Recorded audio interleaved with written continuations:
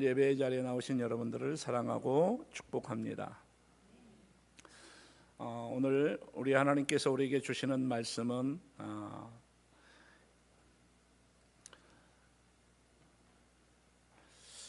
광야의 소수자로 살라, 이런 말씀으로 여러분들과 함께 은혜 받기를 바랍니다. 여러분들 바닷물의 염분의 농도가 몇 퍼센트라고 생각하십니까? 바닷물의 염분의 평균 농도는 2.8%로 알려져 있습니다. 3%도 안 되는 적은 양의 소금기가 온 바다를 정화함으로 인해서 무수한 해양의 생물들을 넉넉하게 숨쉬게 해주고 있습니다. 사람들의 모든 인생살이도 또 역사의 흥망성쇠도 이 자연생태계의 구조와 그리 다르지 않습니다. 여러분, 영국의 역사 철학자 토인비라고 하는 토인비는 역사 발전을 도전과 응전이라고 하는 방정식을 찾아냈습니다. 하나의 문명이 도전을 받을 때에 어떻게 응전하느냐에 따라서 정말 잘 응전하면 새롭게 비약하고 발전하지만, 반대로 잘 응전하지 못하면 이 땅에서 그 문명이 쇠퇴하거나 몰락한다고 하는 사실입니다. 그래서 다성에 젖은 한 사회 집단 속에서 이 창조적 소수가 창조적인 의지를 가지고 반응함으로써 문명이 도약하게 된다는 그런 메커니즘을 이 토인볼은 발견했습니다.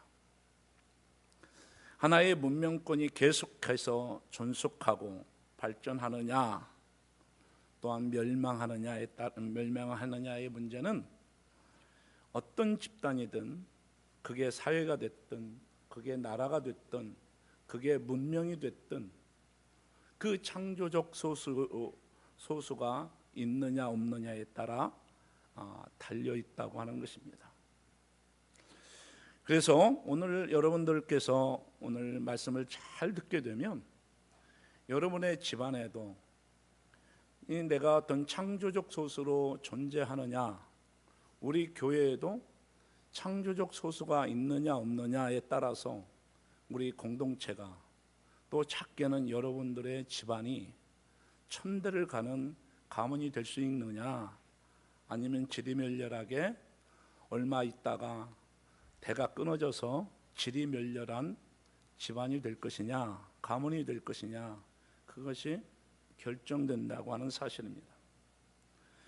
그래서 토인비가 말하는 역사의 도전이라고 하는 것은 무엇일까?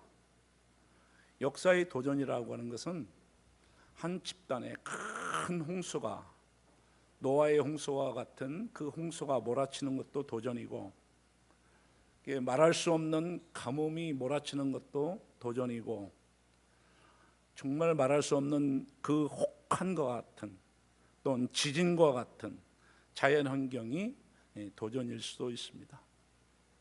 또 뿐만 아니라 사울왕과 같은 지도계층의 지도력이 상실했을 때에 이것도 도전에 해당되는 것입니다. 또 오늘 읽은 이스라엘 백성들이 광야에 진입해서 민족의 대이동과 같은 새로운 환경에 있을 때에 이런 것들도 도전이 됩니다. 그래서 여기에서 중요한 것은 어느 문명이나 어떤 집단이나 어떤 가정이나 어떤 세대나 도전은 항상 존재합니다. 그런데 어떤 문명은 살고 어떤 문명은 쇠퇴하거나 소멸해 버리느냐, 토인비는 여기에 핵심 키워드가 창조적 소수가 있느냐 없느냐, 여기에 달려 있다고 하는 것입니다. 그래서 토인비의 도전과 응전의 이론에서 우리가 유념해야 할 것은 이 두 가지 세력이 있는데 창조적 소수와 지배적 소수, 이 두 세력이 있다고 하는 것입니다. 그러면 창조적 소수는 누구고 지배적 소수는 누구냐? 이 창조적 소수자들은 어떤 사람이냐면 정말 미래의 위기, 문명의 위기를 미리 간파할 수 있는 예리한 눈을 가진 사람들이에요. 그러면 지배적 소수는 누구냐? 지배적 소수는 이 창조적 소수가 권력을 잡았을 때에 그 사람들이 타락하면 지배적 소수가 되는 것입니다. 우리나라 임진왜란과 같은 큰 대격변기의 위기가 왔습니다. 그런데 이율곡과 같은 사람은 어떻게 했어요? 창조 10만 양병설을 주장해서 우리가 그것을 미리 예측하고 우리가 미리 그걸 앞을 내다보고 우리가 준비해야 합니다. 창조적 소수입니다. 그래서 공병호 씨 같은 경우는 창조적 소수는 눈에 보이는 것 그 너머의 중요성을 볼 수 있는 사람이 창조적 소수다, 이렇게 정의를 하는 것입니다. 그래서 이 창조적 소수는 이 문명이 쇠퇴하게 되는 도전의 기미를 동물적인 감각이나 우리가 신앙적인 것으로 봤을 때 하나님의 계시를 받아서 미리 예측하게 됩니다. 그래서 우리는 사도행전 교회를 이루고 가는데 사도행전에서 창조적 소수는 누구냐? 스데반과 같은 사람입니다. 빌립과 같은 사람입니다. 그러니까 이 하나님께서 이 문명, 이 기독교의 문명을 어떻게 인도하실지를 미리 정확하게 간파하는 사람들입니다. 그러면 역설적으로 또 이렇게 사도행전에서 보면 지배적 소수는 누구냐? 바리새인들입니다. 서기관들입니다. 사두개인들입니다. 그들이 원래부터 지배적 소수였느냐? 안 그래요. 바벨론 포로기에 이스라엘 민족이 바벨론에게 포로당했어. 그래서 철저하게 그 민족이 파괴되었어. 그리고 70년 후에 그들이 다시 복원이 되었을 때 학개와 느헤미야와 그런 학사 에스라와 같은 사람들에 의해서 정말 그 만들어진 세력들이 바리새인들이고 사두개인들이고 서기관들이었습니다. 그들은 그때 창조적 소수일 때의 사명감과 순수성을 모두 잊어버리고 그 기득권에 연전해서 거기에 적응해서 정말 지배적 소수가 되었습니다. 그리고 창조적 소수가 사라지고 그리고 지배적 소수가 그 사회의 방향타를 잡을 때에 결국 그 사회는 어떻게 되느냐? 쇠퇴하고 멸망의 길을 간다고 하는 사실입니다. 여러분, 우리는 이렇게 물어볼 수 있어야 됩니다. 나는 창조적 소수자인가? 나는 창조적 소수자인가? 물어볼 수 있어요. 여러분, 역사상의 어떤 사회나 어떤 시대에도 바닷물의 연분과 같은 자정 능력을 갖춘 엘리트들 그룹들이 있었습니다. 그런데 이 엘리트들 그룹들은 지배층은 아니었습니다. 더더욱이나 권력층도 아니었습니다. 그들은 다수의 오해와 핍박 속에서 목숨을 걸고 이 진실을 지키려고 했던 그 창조적 소수가 있었던 것입니다. 세속의 역사만 그런 게 아닙니다. 교회의 역사 속에서도, 성경의 역사 속에서도 교회를 지키고 하나님의 뜻을 이룬 사람들은 지배적 소수가 아니었어요. 창조적 소수였어요. 엘리트 집단이었는데 권력 집단은 아니었어요. 그 사람들이 어떤 사람이냐? 엘리야와 같은 지도자, 에레미야와 같은 지도자, 아모스와 같은 예언자들이 창조적 소수였습니다. 예수님 시대에도 마찬가지입니다. 세례 요한과 같은 사도 바울과 같은 창조적 소수자가 교회를 세우고 하나님의 뜻을 전승해 나갔던 것을 발견할 수 있습니다. 교회 사회에서도 마찬가지입니다. 엘리자베스 1세 때에 국교 통일령이 떨어졌습니다. 그랬을 때에 그 다 성공회로 편입되어 있을 때에 그때의 북미 대륙으로 건너가서 부모 형제들의 시체 곁에서 땅을 갈고 씨를 뿌렸던 청교도인들이 창조적 소수입니다. 1572년 바르톨레오메오의 그 학살 때에 조국 프랑스를 탈출해서 스위스와 영국 등지에서 산업혁명의 기틀을 다진 위그노와 같은 사람들이 나중에 뭐예요? 산업혁명의 기틀을 그들이 다지게 되거든요. 그들은 창조적 소수였습니다.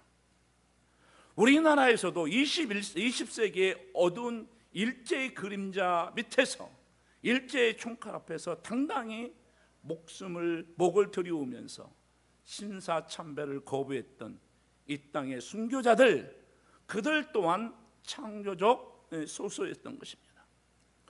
우리는 물어봐야 됩니다. 한번 우리가 물어봐야 됩니다. 나는 창조적 소수인가? 아주 중요한 질문입니다. 내가 창조적, 우리 가정에서 미래의 앞을 내다보면서 하나님의 계시 앞에서, 하나님의 존재 앞에서 내가 창조적 소수인가? 내가 지금 가지고 있는 기득권을 누리기 위해서 지금 현재 그 자리에 머물러 있는 지배적 소수인가를 물어봐야 됩니다. 더 나아가서 우리 목민교회라고 하는 공동체 내에서 물어봐야 됩니다. 나는 창조적 소수인가? 아니면 나는 지배적 소수인가? 물어볼 수 있어야 됩니다. 아주 중요한 질문입니다. 우리 교회가 우리 창조적 소수자로 존재할 때만 그 가정이나 그 공동체가 희망이 있습니다. 여러분, 내가 거기에 대해서 명확하게 나는 창조적 소수입니다 말하지 못한다고 하면 어쩌면 그가 속하여 있는 집단이나 가정은 희망이 없습니다. 오늘 그것을 말씀을 통해서 분명한 자각을 갖는 그런 시간이 되기를 주의 이름으로 축원합니다. 오늘 말씀은 모세가 본격적인 가나안 정복을 하기 위해서 정탐꾼을 가나안 땅에 파견했습니다. 그래서 12지파에서 그 지파에서 가장 탁월한 그 지파 중에 한 사람씩을 선발했습니다. 오늘 우리가 읽은 말씀은 40일간 가나안 정탐을 마치고 돌아온 이 정탐꾼들의 보고서의 내용입니다. 가나안 땅을 40일 동안이나 정탐했다고 하면 그 가나안 땅을 정탐하기에 충분한 시간이었습니다.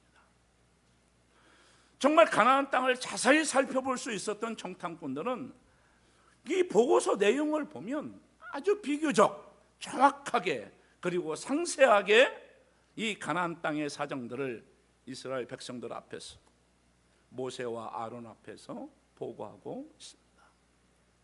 그런데 있잖아요, 두 세력이 나눠지는 거예요. 상황은 똑같은데, 보고 온 것은 똑같은데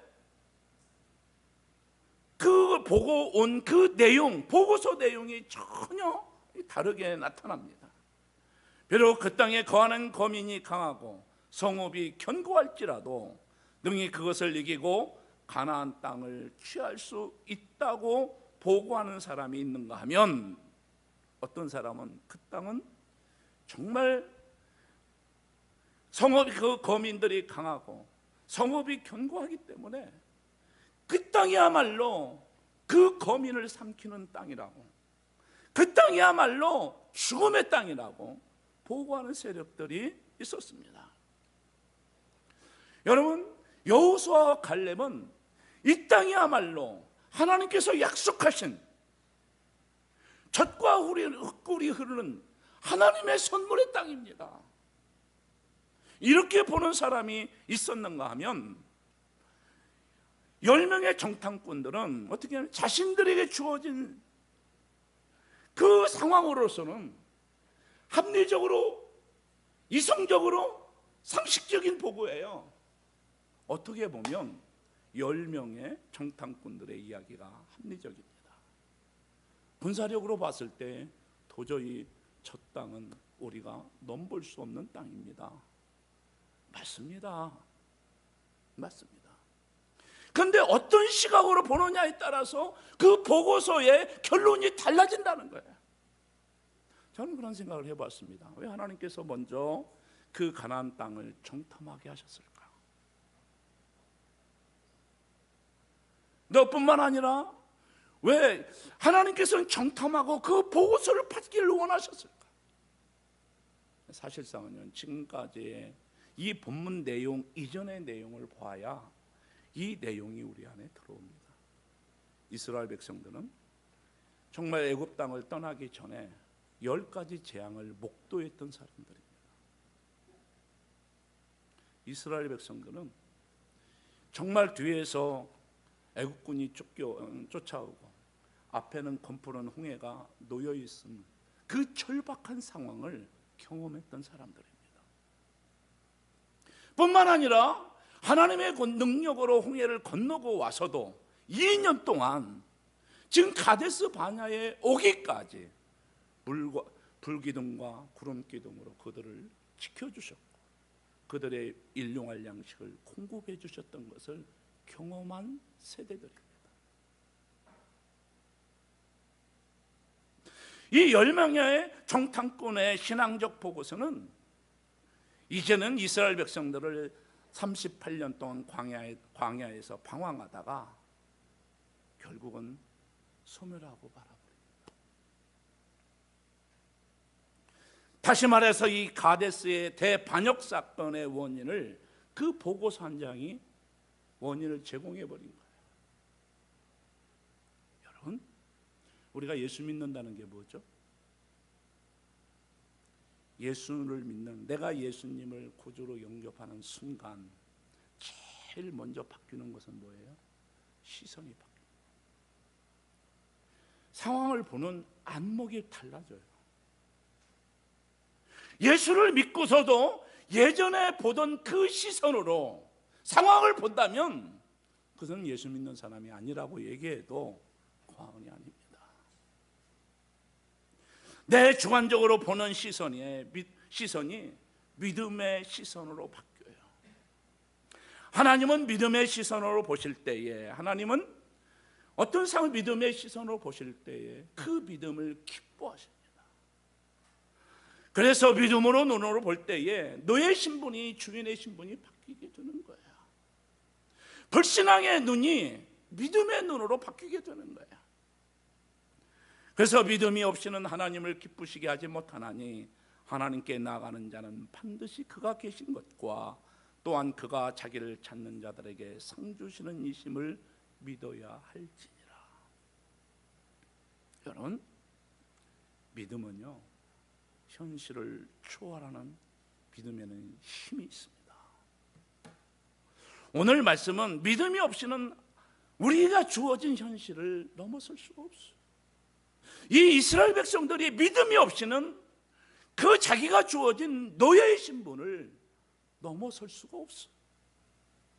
31절을 보면 갈렙과 함께 올라갔던 다른 정탐꾼들은 이스라엘 백성들에게 가나안 거민들이 이스라엘 백성들보다 강하기 때문에 그들을 치는 것은 전혀 불가능합니다. 다시 말해 군사력이 게임이 되지 않습니다. 상식적으로 보면 이 말이 맞습니다. 합리적입니다. 매우 현실적입니다. 그런데 놀라운 것은 이 현실을 하나님도 아신다는 거예요. 자신의 힘으로서는 가나안을 치는 것은 지극히 불가능하다는 것을 하나님도 아신다는 거예요. 그건 누구도 아닙니까? 모세도 알고 아론도 압니다. 그런데 하나님께서 원하시는 것은 그것을 원하시는 게 아니에요. 이에 대해서 갈렙과 여호수아는 이렇게 얘기합니다. 30절을 우리 한번 같이 읽도록 하겠습니다. 시작. 갈렙이 모세 앞에서 백성을 조용하게 하고 이르되 우리가 올라가서 그 땅을 취하자 능히 이기리라. 10명의 정탐꾼과 갈렙의 말과 아주 대조를 이루고 있습니다. 이들의 판단은 상식적이지 않습니다. 합리적이지 않습니다. 어쩌면 옷을 찢어야 할 사람들은 갈렙이 옷을 찢어야 할 사람이 아니라, 저는 냉정한 그 판단의 상식적인 기준으로 봤을 때에 10명의 사람들이 옷을 찢어야 맞습니다. 여러분, 이들이 저는 10명의 정탐꾼들이 비관적인 견해를 가질 수 있었던 것은 무엇일까요? 여러분, 그들에게는 믿음이라고 하는 그 시선이 존재하지 않았기 때문에 그렇습니다. 여러분, 그 10명의 정탐꾼대로 만약에 산다면 그들은 여전히 광야에서 노예일 뿐입니다. 여러분, 우리 인간은요, 태어나서부터 한계를 가지고 태어납니다. 넘어설 수 없는 숙명과 같은 것을 가지고 살아갑니다. 그런데 있잖아요, 이 숙명이라고 하는 것은 내가 누구의 자녀다, 숙명이거든요. 바꿀 수 없어요. 내가 인종, 황색 인종, 그거 바꿀 수 없어요. 내가 국적 바꿀 수 없어요. 내가 북한에서 태어나지 않은 거 바꿀 수 없어요. 숙명입니다. 그런데 있잖아요, 운명은 바뀝니다. 운명은 바뀝니다. 노예가 주인이 되는 거 가능합니다. 가난뱅이가 큰 부자가 되는 거 가능합니다. 운명은 바뀝니다. 성경은요, 온통 이런 것으로 가득 차 있습니다. 내가 예수님을 믿음으로 말미암아 운명이 바뀐 사람은 성경에 가득 차 있어요. 내가 하나님을 믿음으로 말미암아 노예들이 주인의 나라가 된 거, 오늘 본문의 내용입니다. 우리의 시선이 바뀌지 않으면 우리의 운명은 바뀌지 않습니다. 예수님을 오랫동안 믿어도 믿음이 없는 사람들에게는 운명이 바뀌지 않습니다. 그저 노예일 뿐입니다. 여러분, 그 운명을 바꾸는 키워드가 뭘까요? 그것이 믿음이라고 하는 열쇠입니다. 갈렙은 가나안 땅을 이스라엘 백성에게 주시는 선물로 묘사하고 있습니다. 그러나 10명의 정탐꾼들은 불행하게도 갈렙이 가지고 있었던 그 믿음이 없었습니다. 똑같이 갈렙이나 여호수아나 10명의 정탐꾼이 그 상황을 목격하고 지금까지 걸어온 길을 걸어온 것은 동일합니다.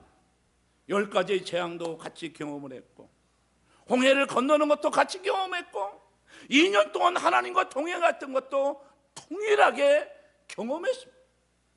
한 사람은 그걸 통해서 믿음으로 승화했고, 한 부류는 그것과 상관없이 주어진 현실 앞에 보이는 건 뭐만 보입니까? 하나님은 보이지 않고 현실만 보이는 것입니다. 여러분, 창조적 소수라고 하는 것은 뭐라고 그랬습니까? 보이지 않는 것을 보는 것 너머에 보이지 않는 것을 보는 것이 창조적 소수다. 그래서 믿음은, 여러분, 우리가 1597년에 9월달 명랑해전 이순신 장군은 이렇게 말합니다. 신에게는 12척의 배가 있습니다. 창조적 소수의 발상입니다. 이 발상은 133척을 거느린 왜군에게 맞서서 대승을 거두게 됩니다. 이 12척의 신화, 이 뒤에는요, 이순신만 있었던 것이 아닙니다. 이순신 명랑해전 뒤에 창조적 소수 4대부들의 배 1000척의 응원이 있었습니다. 이순신 한 사람만 보면 안 되죠. 그 땅의 조선 땅에는 이순신과 같은 생각을 하는 그 사대부들이 존재했기 때문에 그래요. 이 사대부들은 피란을 포기하고 수군들에게 식량과 옷과 필수품을 가산을 팔아서 조달했던 사람들이었습니다. 창조적 소수입니다. 여러분, 삶이라고 하는 것은 두 가지에 놓여 있습니다.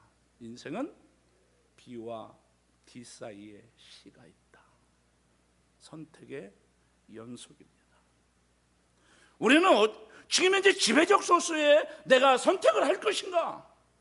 내가 지금 처해 있는 위치에서 그걸 누리고 그걸 놓치지 않기 위해서 그 자리에 머물 것인가? 아니면 창조적 소수, 새로운 비전을 향해서 나갈 것인가? 여러분, 삶은 수많은 선택으로 이루어져 있어요. 내 믿음이 없는 사람은 지극히 현실적인 사람이 됩니다. 믿음이 없는 사람은 비전을 가질 수가 없습니다.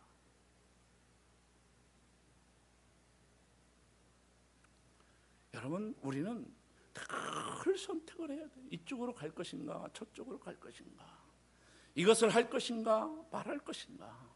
하다못해 중국집을 가도 짬뽕을 먹을 것인가, 짜장면을 먹으실까 선택해야 돼요. 내가 주일날에 오면 교회를 갈 것인가 말 것인가, 내가 수요일날 되면 내가 예배의 자리로 갈 것인가 말 것인가, 자기가 선택하는 거예요. 그 선택에 대한 책임은 자기에게 주셨어요. 하나님께서 우리 인간에게 주신 자유의 의지예요. 그 선택에 의해서 운명이 만들어져요. 한쪽을 선택하면 한쪽을 포기해야 돼요. 내가 가나안을 선택하면 광야를 포기해야 되고요. 내가 광야를 선택하면 가나안을 포기해야 돼요. 그거예요. 하나님께서 우리에게 가장 멋진 창조의 모습은 우리에게 선택권을 주셨다는 거예요. 네가 광야를 선택할 수도 있고 가나안을 선택할 수도 있어요. 우리에게 항상 그것이 우리의 실존이에요. 갈렙과 갈렙이 옷을 찢어요. 10명 앞에서 옷을 찢습니다. 왜 그렇습니까? 가나안을 포기하고 40년 광야를 선택하는 거예요. 거룩한 분노예요. 기회의 상실이에요. 우리 목민의 공동체도 똑같아요. 내가 안주할 것인가, 현재의 안주를 알 것인가, 희망 없음. 내가 나이가 살 만큼 살았다고 생각하고 내가 현실에 안주함, 희망 없음. 이 갈렙은 나이가 80이 됐는데요, 저 산지를 내게 주소서. 창조적 소수예요. 근데 나이 60도 안 됐는데요, 80 먹은 노인처럼 행동하는 경우가 얼마나 많은지 몰라요. 여러분, 이 불신앙은요, 자기에게만 불행을 가져다 주는 게 아니라 자기가 속한 이웃에게 그 불신앙이 불행을 초래한다는 거예요. 불신앙은 자신뿐만 아니라 타인에게도 치명적인 해가 돼요. 여러분, 믿음은요, 전파력이 약해요. 어떤 한 사람을 참 좋은 것을 보고 본받는 사람은 많지 않습니다. 그런데 어떤 사람이 좋지 않은 것을 보고 본받기는 참 쉽습니다. 가령 들어서 예수를 오랫동안 믿은 장로님이나 안수 집사님이 소극적인 모습을 보면서 새로 들어온 우리 새신자들이 뭘 본받을까요? 나 저렇게 안 돼야 될 거야. 그런데 어떤 일이 딱 맞닥뜨리면, 그분도 그 안수 집사님이나 그 장로님들도 이렇게 하던데 왜 꼭 저에게 그렇게 얘기하십니까?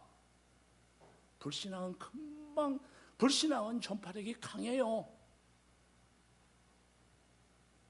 우리 32절에 33절을 우리 한번 같이 읽도록 하겠습니다. 시작. 이스라엘 자손 앞에서 그 정탐한 땅을 악평하여 이르되 우리가 두루 다니며 정탐한 땅은 그 거주민을 삼키는 땅이요 거기에서 본 모든 백성은 신장이 장대한 자들이며 거기서 네피림 후손이 아낙 자손들의 거인들을 보았나니 우리는 스스로 보기에 메뚜기 같으니 그들의 보기에도 그와 같았을 것이다.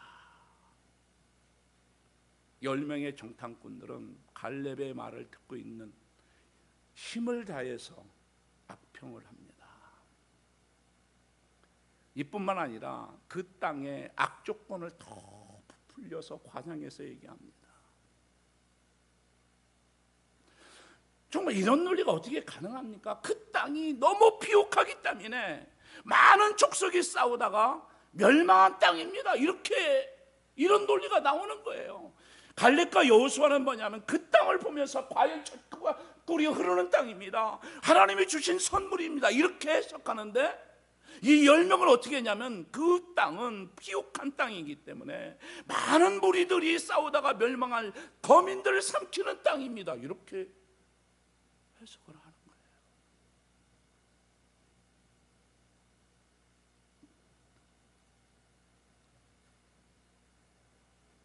여러분, 이 지배적 소수자들 10명의 정탐꾼들 지배적 소수자들이거든요. 이 정탐꾼들이 악평을 하기 때문에 이스라엘 백성들이 어떻게 될까요? 우리 14장으로 한번 넘어가서 한번 들어볼까요? 14장 1절 같이 한번 읽겠습니다. 시작. 온 회중이 소리를 불어 부르짖으매 백성이 밤새도록 통곡하였도다. 2절 같이 읽겠습니다. 2절 3절 시작. 이스라엘 자손이 다 모세와 아론을 원망하며 온 회중이 그들에게 이르되 우리가 애굽 땅에서 죽었거니와 이 땅에서 죽었으면 좋았을 것을 어찌하여 여호와가 우리를 그 땅으로 인도하여 칼에 쓰러지게 하려는가. 내가 저잘 사로잡히리니 애굽 땅으로 돌아가는 것이 낫지 아니하냐. 전염병에 걸렸죠. 불신앙은 이스라엘 백성 10명의 그 불신앙의 정탐꾼들은 이스라엘 백성들을 다 사지로 몰아갑니다. 그래서 어떻게 됩니까? 이들은 다 이 광야에서 가나안 땅에 들어가지 못하고 죽습니다. 저는 싸움 잘하는 사람 있잖아요. 물리적으로 싸움 잘하는 사람. 싸움 잘하면 그 한 사람은 그 한 사람에게 폭력을 가할 수 있지만 지식의 폭력은 많은 사람들에게 악영향을 주고요. 여러분, 영적인 폭력은요 이루 말할 수가 없습니다. 신천지와 어떤 영적인 지도자 한 번 잘못 만나면 3대가 망하고요. 영적인 폭력은 그의 족속이 망합니다.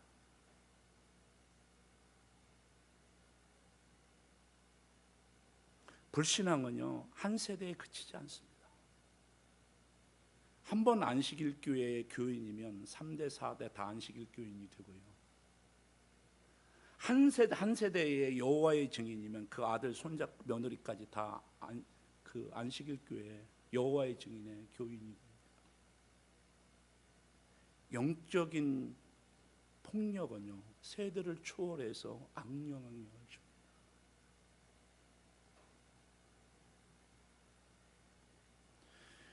여러분, 이 두 사람은 어떻게 합니까? 그런 하나님의 계획을 꿰뚫어 보기 때문에 이들은 자기의 옷을 찢고 분노합니다. 저는 우리 목민교회가 잘못되는 것을 보고 관조하는 사람들이 아니라 두 사람의 그 모습처럼 그 분노하며 눈물로 통곡할 수 있는 사람이 있어야 됩니다. 여러분, 정말 정의롭지 못한 일에 대해서 분노할 줄 알아야 돼요. 이 분노할 줄 모르면 그 공동체가 다 불행해지게 돼요.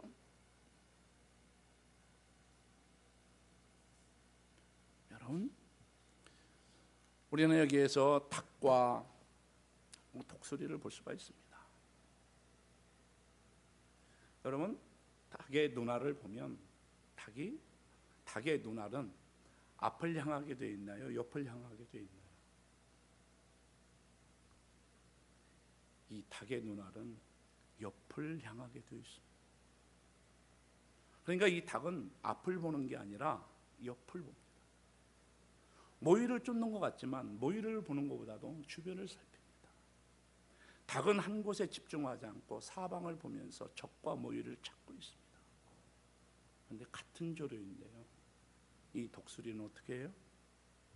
앞을 봅니다. 독수리는 눈이 앞에 있어서 거기에 집중할 수 있습니다. 한 방향으로 두 눈을 집중할 수 있기에 멀리 도망갈 수도 있고요, 멀리 있는 먹이도 정확하게 포착할 수 있습니다.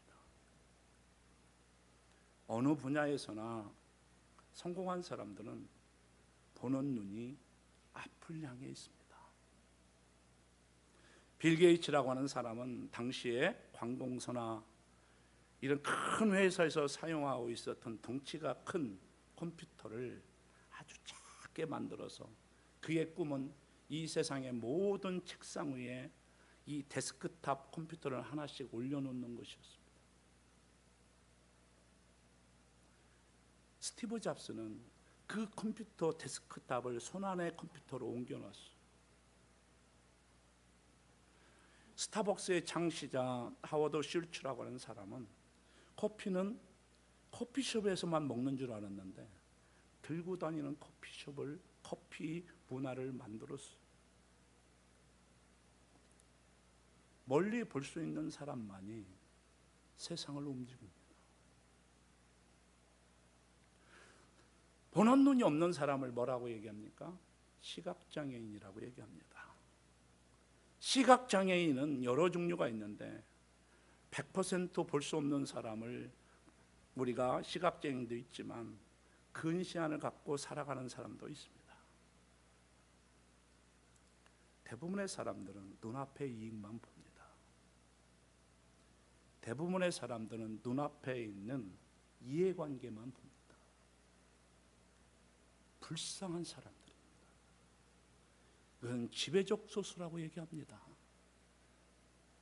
그런데 멀리 볼 수 있는 안목을 가진 사람들, 창조적 소수, 저는 그런 사람들을 향해서 광야의 소수라고 명명하고 싶습니다.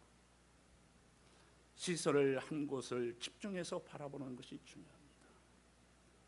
하나님에 대한 약속을 향해서 시선을 모으는 게 중요합니다. 하나님께 시선을 모으는 게 중요합니다. 베드로가 왜 실패했습니까? 예수님께 시선을 모았을 때에 무리를 건널 수 있었습니다. 그런데 풍랑을 바라보았을 때 베드로는 물에 빠지고 말았어요. 모든 빗방울이 바위를 뚫는 게 아닙니다. 그러나 추녀 밑에서 떨어지는 그 물방울은 밑에 있는 디딤돌, 받침돌을 뚫습니다. 왜 사도행전 교회가 성장하고 하나님의 놀라운 역사에 참여할 수 있었습니까? 시선을 하나님께 모았기 때문에 그렇습니다. 모든 햇빛이 종이를 태우는 게 아닙니다. 볼록 렌즈를 통과한 빛만 종이를 태울 수 있습니다. 누가 우리가 쓰임을 받을 수 있습니까? 하나님께 시선을 모은 사람만이 하나님 앞에 쓰임을 받을 수 있습니다. 내가 아무리 목사이고 아무리 장로이고 교회를 오래 다니는 사람이라 할지라도 내가 시선을 하나님께 모을 때만 그리스도인입니다. 내 시선이 주님에서 멀어질 때에 시선이 다른 곳으로 향할 때는 그리스도인이 아닌 것입니다. 무엇을 보느냐가 한 사람의 인생을 성공시키기도 하고 때로는 실패하게도 만듭니다. 지배적 소수는 눈앞에 가까운 것을 봅니다. 자기의 이해관계에 몰입합니다. 조금도 손해보지 않습니다. 옆에 있는 사람이 어려운 일을 당해도 그건 나와 상관이 없습니다. 공동체가 어디로 가든지 그건 나와 상관이 없습니다. 내 눈앞에 이해관계만 생각합니다. 지배적 소수입니다. 창조적 소수는 보이는 거 너머를 바라보는 사람이 창조적 소수입니다.